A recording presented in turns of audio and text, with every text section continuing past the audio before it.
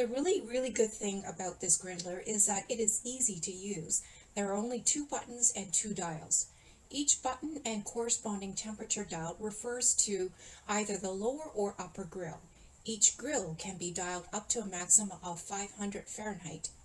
If you only need one grill, you can save some space by opening the top grill only halfway.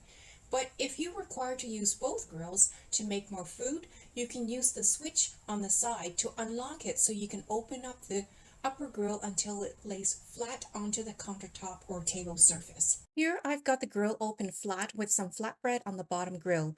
We're going to make some panini sandwiches and I'll show you how easy it is. First, I'm going to set the temperature for both the lower and upper grills. All you need to do is press the lower sear and upper sear buttons and then turn the temperature dials to whatever temperature you desire. Then start layering the ingredients onto the flatbread. I'm starting with some shredded cheese. The shredded cheese will help prevent the bread from getting soggy since we'll be adding some veggies on top. I've got some mushrooms that I've sliced and I'll layer that on top of the cheese as well. You can make this a vegetarian sandwich or you can add some meat such as chicken or beef strips, or you can add any other protein you prefer. Here I'm adding some shredded crab meat, and then you can add some sliced tomatoes like I'm doing here, and then we're going to end with a final layer of shredded cheese on top. Then I'm going to sprinkle some seasoning as well. If you want, you can add some hot sauce to give your sandwich a bit of a kick.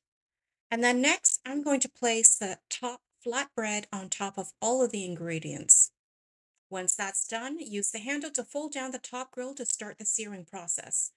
Depending on the temperature you set, how thick the bread is, and how much ingredients you layer on, it may take about 3 to 5 minutes to make the panini sandwich.